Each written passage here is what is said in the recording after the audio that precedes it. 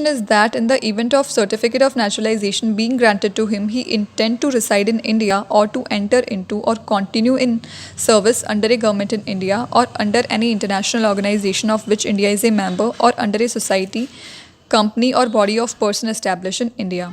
It means कि अगर उस पर्सन को हम सर्टिफिकेट ऑफ नेचुरलाइजेशन प्रोवाइड करते हैं तो वो अपनी इंटेंशन दिखा रहा है कि वो फ्यूचर में भी इंडिया के अंदर ही रिज़ाइड करने वाला है. वो अपनी सर्विसेज को कंटिन्यू रखेगा इंडिया के अंदर जैसे कि वो पहले प्रोवाइड कर रहा था.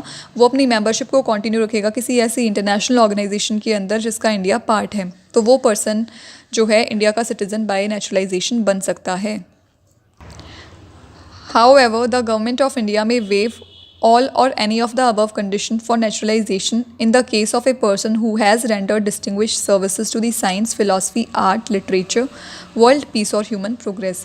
जो गवर्नमेंट ऑफ इंडिया है वो कुछ कंडीशंस को वेव कर सकती है ऐसे पर्सनस के लिए जो कोई डिस्टिंग्विश सर्विस इंडिया के अंदर प्रोवाइड कर रहे हैं in the field of art, literature, philosophy, science या फिर वो वर्ल्ड पीस को प्रमोट कर रहे हैं.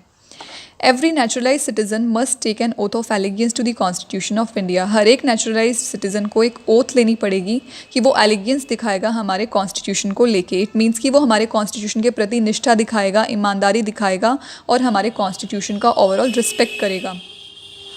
Next category of person belongs to the people who became the citizen of India by incorporation of territory. It means if any foreign territory became a part of India, the government of India specify the person who among the people of the territory shall be the citizen of India. अगर कोई foreign territory India का part बनती है तो उस territory के people India का citizen बन जाएंगे. लेकिन गवर्नमेंट स्पेसिफाई करेगी कि किस पर्सन को इंडिया का सिटीज़न बनाना है, किसे नहीं बनाना है. Such person became the citizen of India from the notified date. और जैसे ही गवर्नमेंट कोई नोटिफिकेशन निकालती है इस सिटीज़नशिप को लेके तो इमीडिएटली वो पर्सन जो है इंडिया के सिटीज़न बन जाते हैं. For example when Pondicherry became a part of India the government of India issued the citizenship Pondicherry order 1962 under the citizenship act 1955. जब पौंडीचेरी इट मीन्स जो अभी पुडुचेरी है जब उसको अक्वायर किया गया था, जब उसे इंडिया का पार्ट बनाया गया था 1962 के अंदर, तो गवर्नमेंट ने एक ऑर्डर पास किया था citizenship Pondicherry order 1962.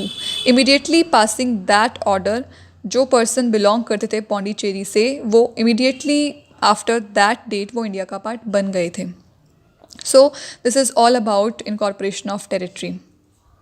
So today we have discussed citizenship by naturalization and citizenship by incorporation of territory.